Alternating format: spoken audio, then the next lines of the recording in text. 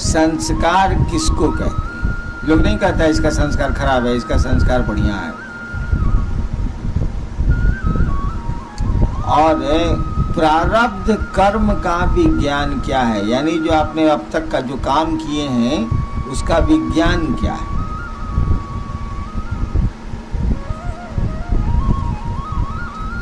कल मैंने कहा था कि आज के लिए सवेरे चर्चा शुरू करूंगा, अभी समय पूछा तो मालूम हुआ कि 8 बजने को। मैं यही सोच रहा था कि आदमी के बस में कुछ भी नहीं है। कल मैंने सोचा था कि सवेरे इस काम को करूंगा, 6:30 में शुरू करूंगा, 7:30 में ख़त्म कर दूंगा। आज सबसे ज़्यादा विलम्ब से शुरू हुआ, 8 बजे। हाँ चलिए, संस्कार किसको कहते हैं समझिए। मान लीजिए एक आदमी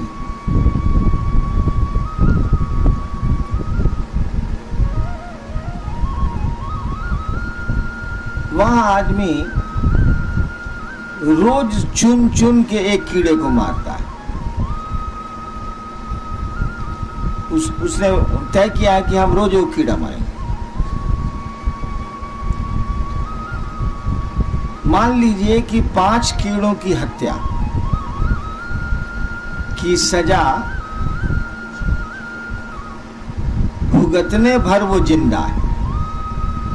बूढ़ा आदमी मान लीजिए थोड़ी देर के लिए, 50-60 साल का आदमी है, 70 साल का आदमी है, उसको सनक सवार है कि हम रोज वो कीड़ा मारेंगे। जब तक जिंदा रहा वो 5 साल 2 साल मारता रहा, मर गया, शरीर छोड़ दिया उसने। जितने कीड़े मारे उसने, उसका प्रतिफल, उसका प्रतिफल माने उसका रिएक्शन तो जाएगा। मान लीजिए कि 2.5 साल आपने कीड़े मारे, तो मान लीजिए कि उसका प्रतिफल आपको नतीजा आपको 10 साल में भुगतना पड़ सकता है। अब मर गया वो 2 साल के बाद, तो ये प्रतिफल तो बच गए, रह गए। मैं आदमी पर उदाहरण नहीं देना चाह रहा। जैसे एक आदमी है जिसने 20 हत्याएं की, मान लीजिए थोड़ी देर के लिए, एक हत्या की सजा उसको इस जीवन में मिल सकती है, बाकी हत्याओं की सजा और पहले के कर्मों के चलते आगे जा रही है। पहले जो आप पेट्रोल डाले हैं उसी से इंजन चल रहा है, बाद में जो आप पेट्रोल डाल रहे हैं वो बड़ा गंदा है, लेकिन अभी पहले वाला पेट्रोल पर आपकी गाड़ी चल रही है। और उसी बीच में शरीर छूट गया तो पुराना पेट्रोल तो रुका हुआ है, फिर शरीर में आइएगा तो पुनः पेट्रोल आवेगा। तब वो जब आवेगा तो पहले थे डॉन, अब बना देगा कोबी को मंगा कोड़िया। जो कर्म फल के बीज, जिन जिन कर्मों के फल के बीज आप अभी तक भोग नहीं पाए हैं, वो सुख हो या दुख हो, उसका नाम है संस्कार। इसकी अंग्रेजी बड़ी अच्छी है, लेकिन अंग्रेजी से समझ नहीं पाइएगा, वैसे मैं बोल देता हूं। संस्कार का अर्थ होता है the reactions in its potentiality. अंग्रेजी में समझाना आसान है। द रिएक्शंस, रिएक्शन आपको लिए हुए हैं, आप जो कर्म किए हैं उसका प्रतिफल लिए हुए हैं आप। इन इट्स पोटेंशियलिटी, यानी वो सीड के रूप में आपके पास बैठा हुआ है, दिया के रूप में है। अनुकूल वातावरण, अनुकूल मौसम, अनुकूल पानी, अनुकूल हवा, अनुकूल सूरज जब मिलेगा तब वो अंकुरित होगा और उसमें पौधा निकलेगा। अब आप जानिए कि आपका जो बिया है बबूर का है कि आम का है। काहे कि अगर कांटेदार वृक्ष होंगे तो जिंदगी भर कांटे गड़ेंगे, फलदार वृक्ष होंगे तो जिंदगी भर फल खाएंगे। नहीं, संस्कार की अंग्रेजी में व्याख्या बड़ी अच्छी है, the reactions in it potentiality, जैसे पीपल का वृक्ष की सारी चीजें एक छोटे से पीपल के बीए में है। सीमेंट पर रख दीजिए, नहीं अंकुरेगा। जमीन में गाड़ दीजिए, अब वो चला। तो उस बीए में तो उस पीपल की पूरी पोटेंशियलिटी है कि नहीं है? पूरी समग्रता में पीपल वहां है कि नहीं है? तो कहा जाएगा इस बीए को पीपल का संस्कार है। लेकिन वो फलित नहीं हुआ। संस्कार फलित हो गया तो गया, तब संस्कार नहीं कहा जाएगा, तब तो भोग हो गया। फलित नहीं हुआ है तब तक वो संस्कार है। तंत्र में संस्कार की यही व्याख्या है। बोलचाल में हम लोग जात को लगा के कहते हैं या कुछ को लगा के कहते हैं कि रद्दी संस्कार का आदमी है वो, लेकिन संस्कार का वो अर्थ होता नहीं। संस्कार का अर्थ होता है कि वो कर्म जो आप अभी तक भोग नहीं पाए हैं, कर्मों के फल जो आप भोग नहीं पाए हैं और आपके साथ वो बिया के रूप में, सीड के रूप में, बीज के रूप में अटैच्ड हैं, लगे हुए हैं। वो अनुकूल हवा, अनुकूल मौसम, अनुकूल परिस्थितियां आएंगी, वो अंकुरेंगी। ठीक। प्रारब्ध कर्म इसको नहीं कहते। संस्कार तो बिया हो गया। प्रारब्ध कर्म का अर्थ हुआ कि आपने कर्म किया है और आप फल लेते चले जा रहे हैं। मैं जिस पेट्रोल से गाड़ी चल रही है, सीट में नहीं है प्रारब्ध कर्म।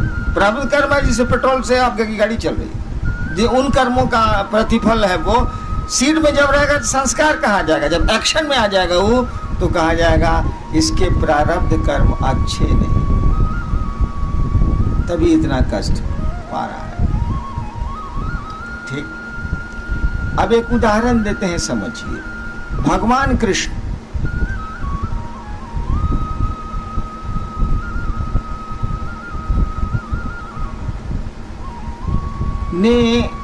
ने तो नहीं कहिएगा, भगवान कृष्ण के रहते उसमें उनकी सहभागिता रही है, इन्वॉल्वमेंट रहा है। रहते कितनी हत्याएं हुई सोचिए तो। अगर कहानी है, कहानियों पर चलते हैं, अब सच है कि झूठ है, नाम देखा नाम देखा, कितनी हत्याएं हुई। यानी भगवान कृष्ण को तो आने वाले 2-3 हजार जन्मों तक उसको तो पैखाना का पिल्लू बना देगा, बना देगा। काहे कि आप जैसा कर्म किए हैं उसका फल सीड के रूप में है, तो एक्शन भोगिएगा ना, रिएक्शन भोगिएगा ना। बना देगा? नहीं बनाएगा। क्यों नहीं बनाएगा? इसीलिए कि ये कानून तो धरती का न है, आसमान का नहीं न है। भारत का कानून पाकिस्तान में नहीं न चलेगा भैया, नेपाल का कानून भारत में नहीं न चलेगा। हम स्पष्ट हो रहे हैं। आप भारत के कानून से नेपाल में घुस जाइएगा तो नेपाल में हो सकता है अपराध नहीं हो, यहाँ अपराध हो, यहाँ अपराध नहीं हो, वहाँ अपराध हो, आपको अरेस्ट कर लिया जाएगा, सजा मिल जाएगी। यहाँ का कानून अलग है, उस देश का कानून अलग है। हो सकता है भी, बहुत जगह है, आपके कानून से दूसरे देश का कानून अलग है। नहीं तो भगवान श्री कृष्ण की पर्सनैलिटी, उनका व्यक्तित्व ऐसा है कि जो कहानियां हैं, जो मान्यताएं हैं, उसमें कहा गया ये तो भगवान आए थे, ये तो ईश्वर के अवतार थे। विष्णु के अवतार कहा ही जाता है। विष्णु के 10 अवतारों में एक राम है, एक कृष्ण है, एक बुद्ध है, महावीर भी। तो कहा गया ये तो विष्णु के अवतार है, यानी भगवान है। भगवान पर ये नियम नहीं लागू होता, ये धरती का नियम। लेकिन भगवान जैसे धरती पर आएगा, अब नेपाल का, आप हिंदुस्तान के आदमी गए नेपाल, छूट गए, अब हिंदुस्तान आपको क्या करेगा? अगर नेपाल से संबंध अच्छा नहीं तो क्या हम नहीं देंगे? तब ऐसे बहुत सारे मामले हैं, हमको नहीं बोलना चाहिए। नहीं, लेकिन फिर आप नेपाल से इंडियन टेरिटरी में घुस गए, भारत की सीमा में प्रवेश कर गए, तो पहले से रखा हुआ वारंट ऑफ अरेस्ट अपराध के चलते आपको धर लेगा, नहीं धरेगा? धर लेगा।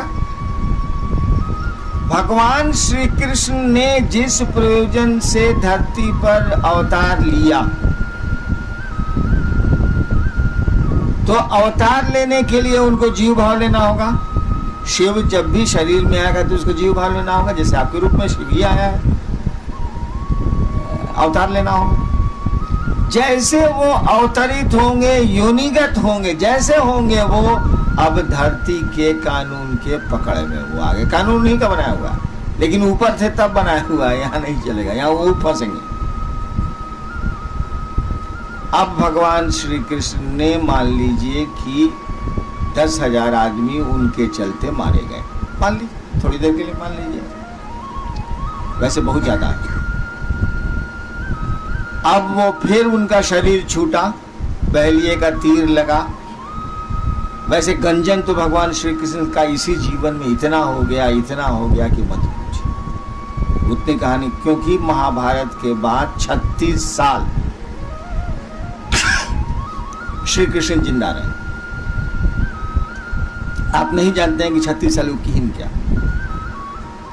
महाभारत जब खत्म हो गया, 18 दिन तो चलबे किया, उसके बाद 36 साल 107 या 8 साल की उम्र में उन्होंने शरीर छोड़ा। 36 साल वो जिंदा रहे और उनकी आंखों के सामने पूरा का पूरा यदुवंश समाप्त हो गया। उनकी आंखों के सामने उनके दोनों बेटों की हत्या हुई। हत्या नहीं हुई, उन्हीं के सामने उनके बड़े बेटे को मार के, बैठे हुए हैं पेड़ की जड़ के पास, मार के जूतों से उसके सर को रगड़ा जाने लगा। तब जाके श्री कृष्ण को थोड़ा क्रोध आया। उनके सामने बेटे उनके मारे गए, आपसे में लड़के मरे, कोई दूसरा नहीं मारा। उसके बाद जो खून का मारने जाने के जो खून का छींटा उनके देह पर पड़ रहा था, बैठे हुए थे पेड़ की जड़ के पास, छींटा जो पड़ रहा था उसी को धोने वो वहां गए थे। और धो के जैसे फिर वहीं एक पत्थर पर बैठे ही थे वो कि तीर आके लगा। पारधी आया दौड़ के, कहा कि पहचान लिया, कहा पारधी मैंने बह लिया।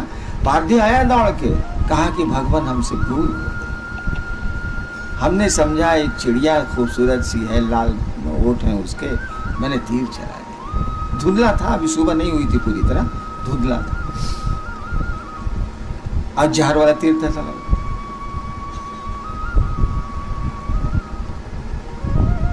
भगवान श्री कृष्ण ने कहा तीर तो चल गया,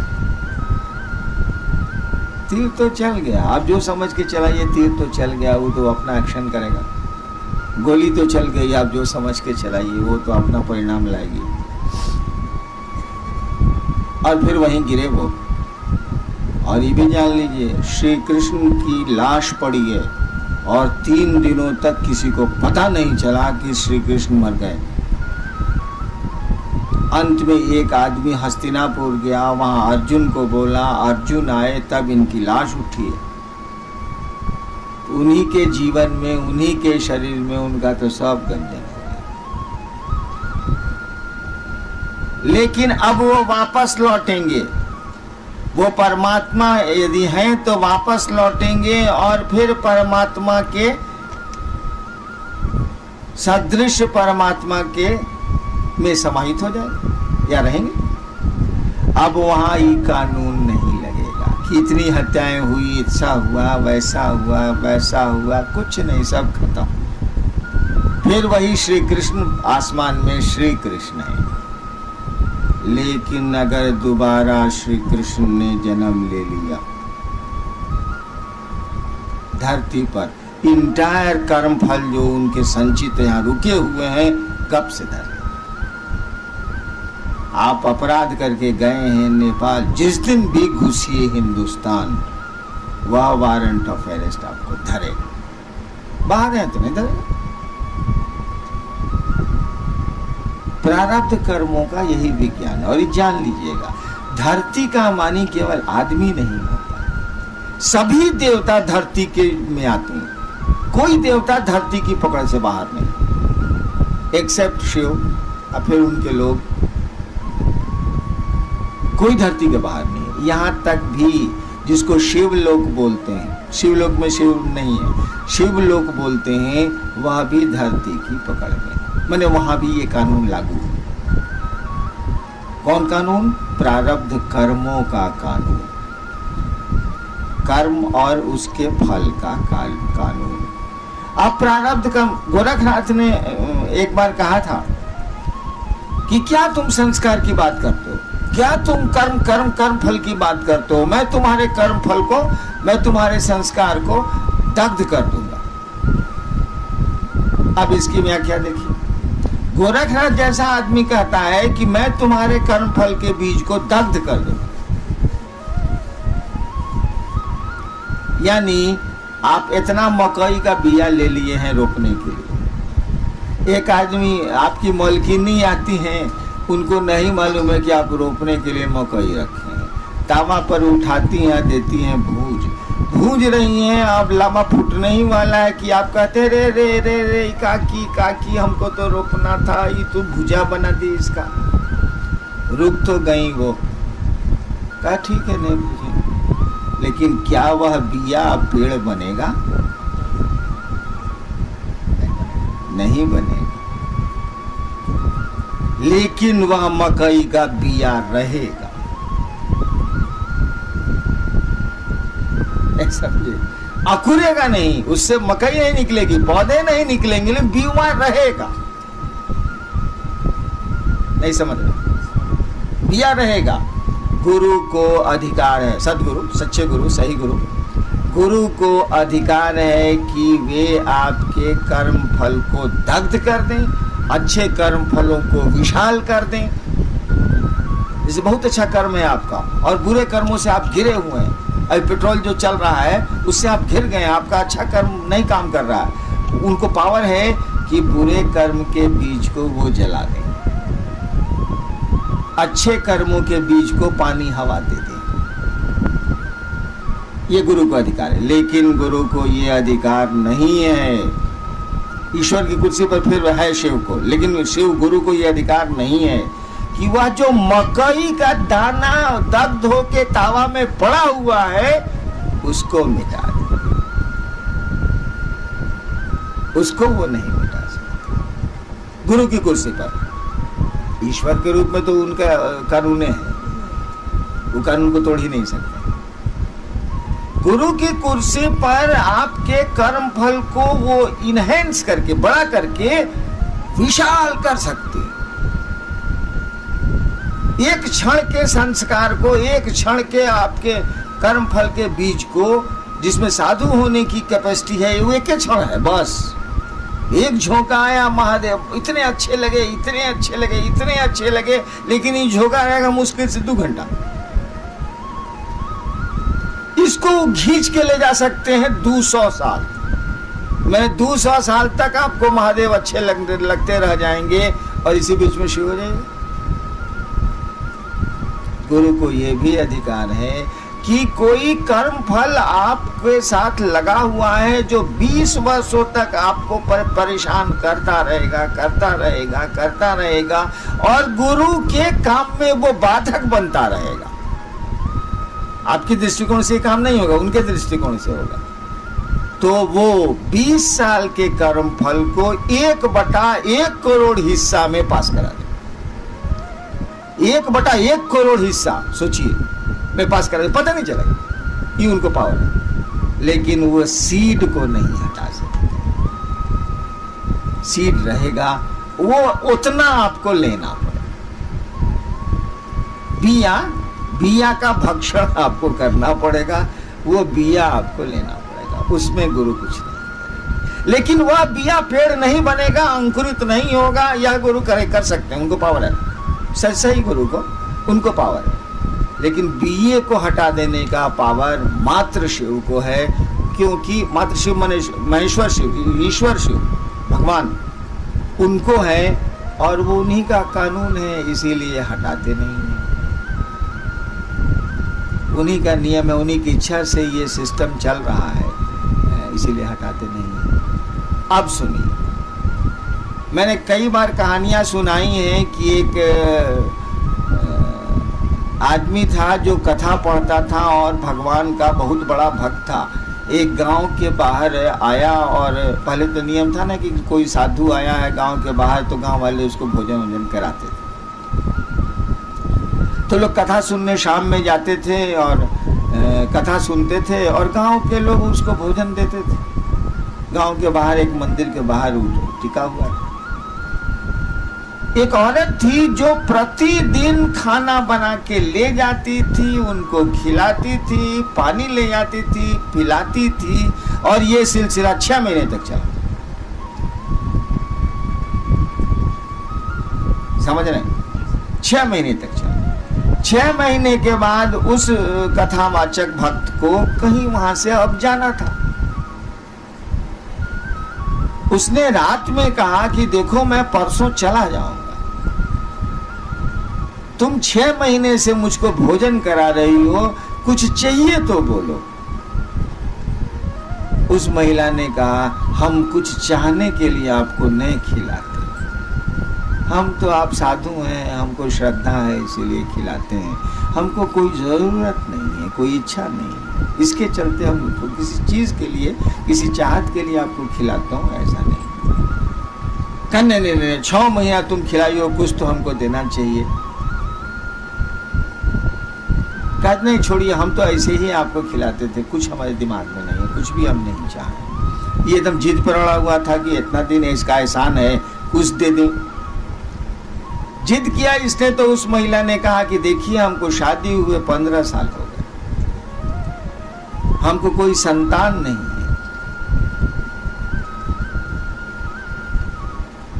कहा ठीक है कल आओगी तुम खाना लेके, मैं परसों जाऊंगा, कल आना। रात में उसने अपने भगवान को वायरलेस किया, जिस जो भी उसका आराध्य हो।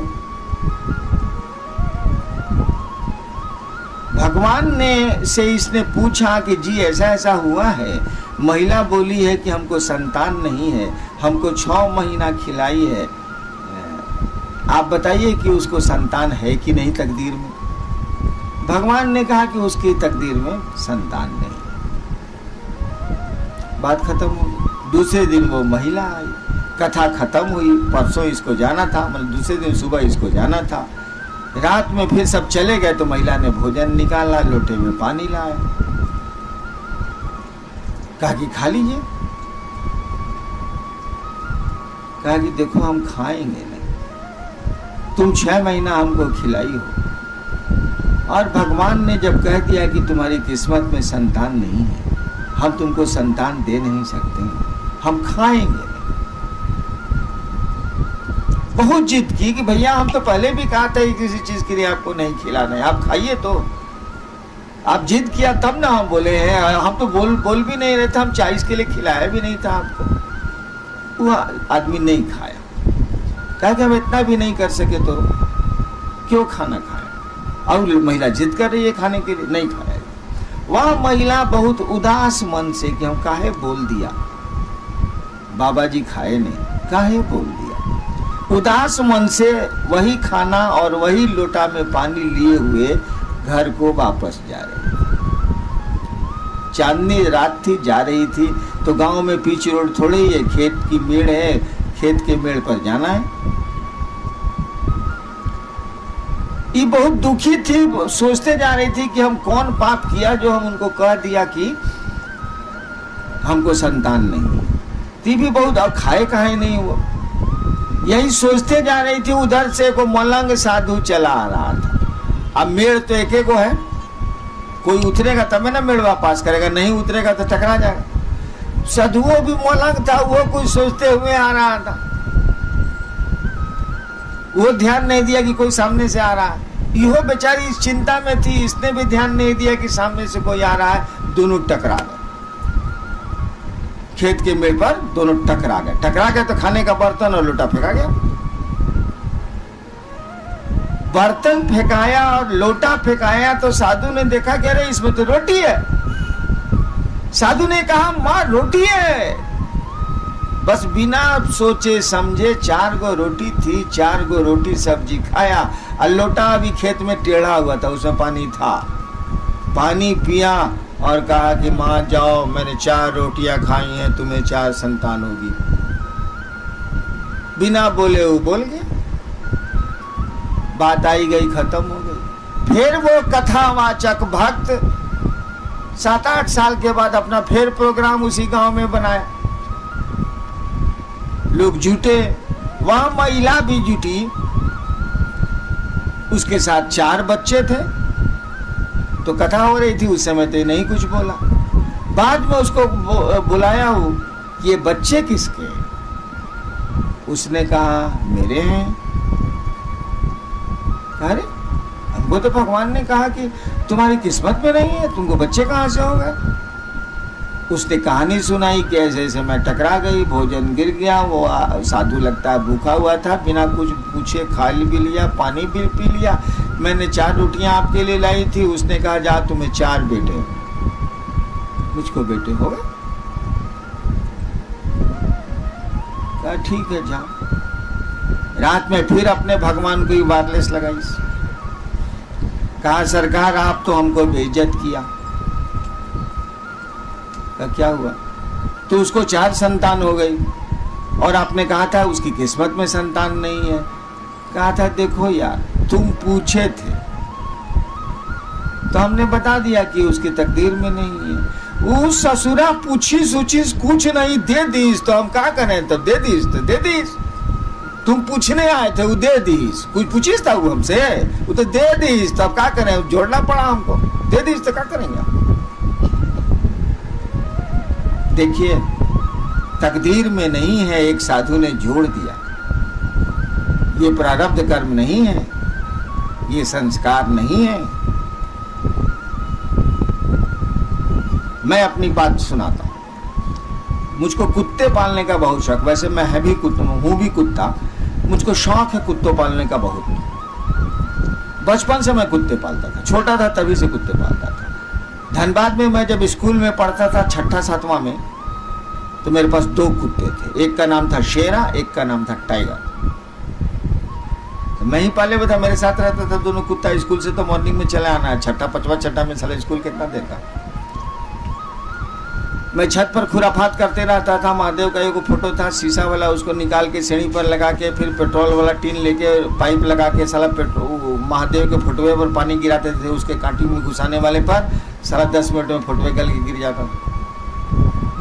यही कुछ मैं कर रहा था। तब तक नीचे 2-3 साधु थे, 3 साधु थे लाल कपड़ा पहने हुए, आवाज दे। तो हम ऊपर से बालकनी से झांके, देखा कि 3 वो साधु है बरामदा के आगे नीचे। दोनों कुत्ता तो मेरे साथ ही रहता था। हम का 3 दोनों कुत्ता चला नीचे, मैं भी उसके साथ था। मैंने छिटकी नहीं खोली, छिटकी नहीं खोली तो तीनों साधु खड़ा था सामने। हमने कहा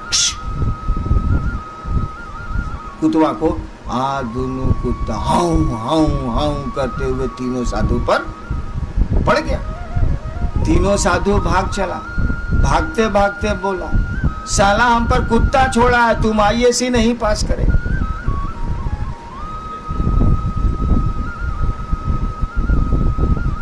इतनी बात हमको थोड़ी याद थी, इससे ज्यादा याद नहीं थी। कौन इस पर विचार करता है? आए हम IAC में, पहला बार जो काम किया वो माइक से नहीं सुना सकते।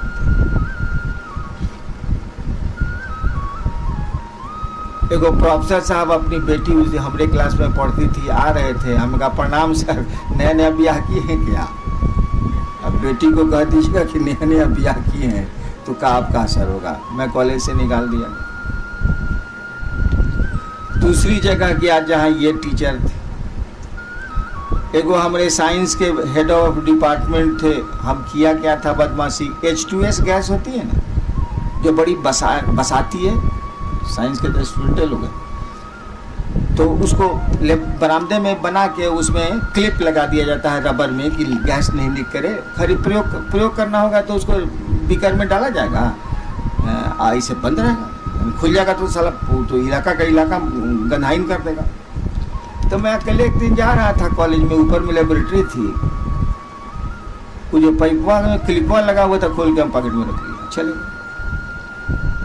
20 मिनट के बाद तो पूरा कॉलेज गंधाइन गंधाइन गंधाइन हो गया। साला लेबोरेटरी बॉय हमको देख ली, कह दिया HOD को, हेड ऑफ डिपार्टमेंट को, हमको बुलाया गया। हम कहा सर को हम तो नहीं जानते हैं सर, हम क्या जाने सर, तो नहीं लेबोरेटरी बॉय आपको देखा है। हम कहा सर कौन चीज़ देखा है, तो हमको बाहर ले गया, H2S क्लिप लग चुका था H2S गैस के पास। कहा उसमें प्रैक्टिकल कंपलसरी था, अगर प्रैक्टिकल में फेल तो फेल। तो बोला कि देखिए मेरी ज़िंदगी तक आप पास नहीं करिएगा। हम कहा सर हम पास तो नहीं करेंगे लेकिन आप भी फेल कर जाइएगा सर। सर ऊपर से कूद जाएंगे तो अब क्या होगा सर।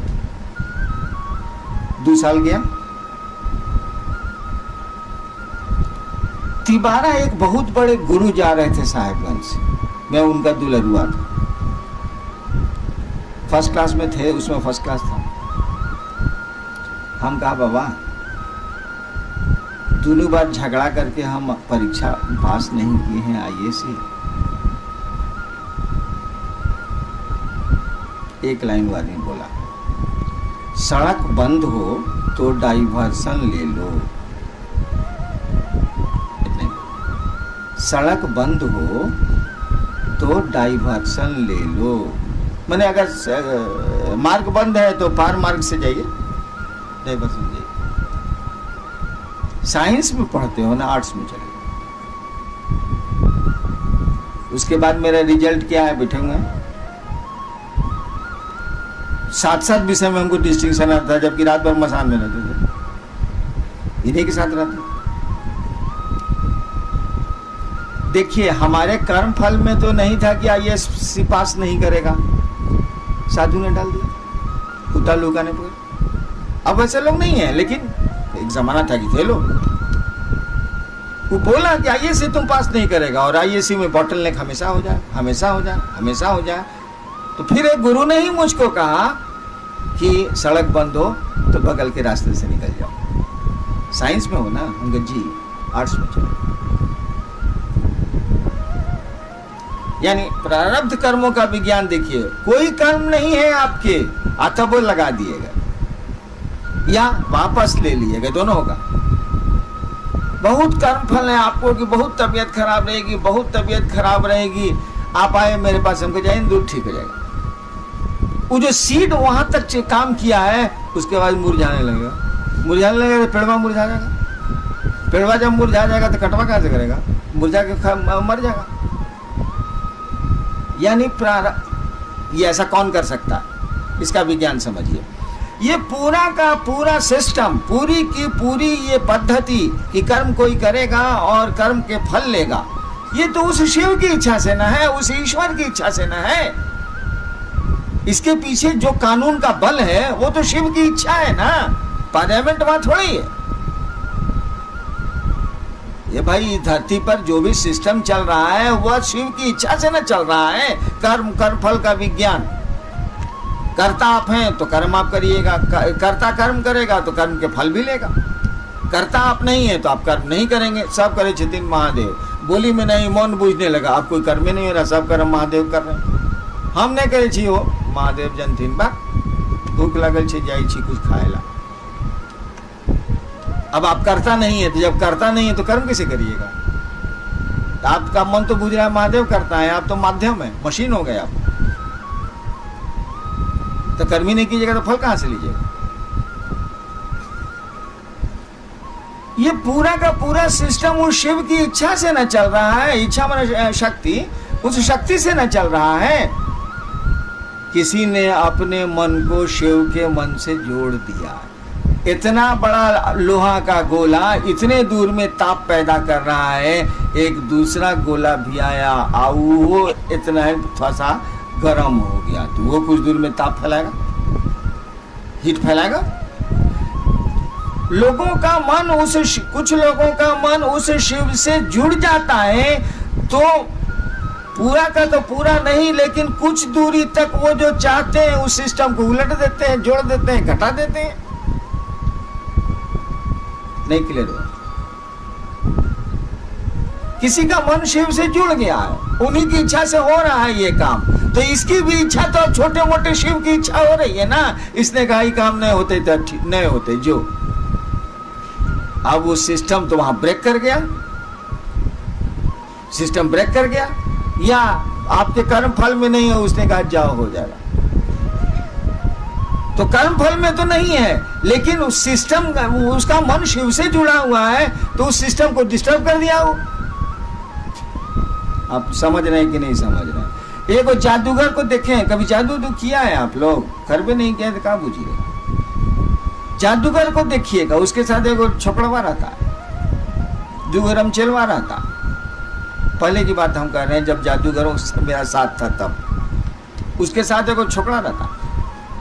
साला बहुत बात पूछता है, पूरा बात तो नहीं पूछता है, लेकिन बहुत बात पूछता है। साला अकेले रहेगा तो वो कुछ खेल तमाशा करिए देगा। उसको बोलते हैं जमूरे। कचहरी में देखिएगा तो जादूगर बोलेगा हाँ जमूरे, हाँ उस्ताद। वो बोलेगा हाँ उस्ताद। हाँ बोल जमूरे, हाँ उस्ताद। साहब के पॉकेट में क्या है जमूरे? उस्ताद साहब के पॉकेट में कलम है उस्ताद। कुछ नहीं है, बोला है कि पहला बार जब हम पूछेंगे तो कलम होगा, और दोबारा जब हम पूछेंगे तो रुमाल होगा, और तिबारा हम पूछेंगे तो पर्स। तो सोच रहा है 1 हुआ, 2 हुआ, 3 हुआ, 4 हुआ, 5 हुआ। वो पूछता है कि जादूगर करता कैसे ही धंधवा है साला, उल्लू कैसे ही बना था। तो वो पूछता है थोड़ा बहुत, उसी के मदद से वो काम लेते हैं जादूगर। तो महादेव के साथ जो जमूरे रहते हैं ना साले, इनको भी थोड़ा थोड़ा बुझाने लगता है। इसीलिए ये भी कुछ कहीं ना कहीं पेचकस सिस्टम में लगा देते हैं। जब पेचकस वाला लगा देंगे तो साला पेट्रोल जाना था साला 1 mm तो जा रहा है साला आधा mm। पेट्रोल जाना था आधा mm, स्क्रू को ढीला कर दिया जा रहा है 5 mm। जाए साला। समझ रहे इस बात को कि नहीं? प्रारब्ध कर्मों का विज्ञान भी प्रभावित होता है साधुओं के, साधु में सही साधु, साधुओं के द्वारा, फकीरों के द्वारा, मस्त मौला लोगों के द्वारा, जिनका मन उस खुदा, उस भगवान से जुड़ रहा है। जुड़ ज्यादा जुड़ जाएगा तो साला वो बुझ जाएगा कि हमसे बढ़िया महादेव चलाते हैं, हम नहीं बोलेंगे, ठीक है? कहेंगे जब ज्यादा जानेगा तो वो ये जानने लगेगा कि हम कितना बढ़िया चलावेंगे, महादेव जैसा नहीं चला सकते। छोड़ दे रहे, मत पेचकस उठा। कौन जानेगा, जैसे हम लोग के जैसे आदमी कौन जानेगा, तो नटवा टाइट है का खोल दिया जरा से, हाँ पानी जा रहा है। महादेव भी देख के अकबका रहे हैं कि साला ये जमूरे सब इधर से उधर करते रहता है। बताओ यार, ये प्रारब्ध कर्मों का विज्ञान यही था, संस्कार। 40 मिनट हो गया, आप सबों को प्रणाम। आप घर को जाइए, कल फिर मिलते हैं। आज का विषय हो गया ना सर?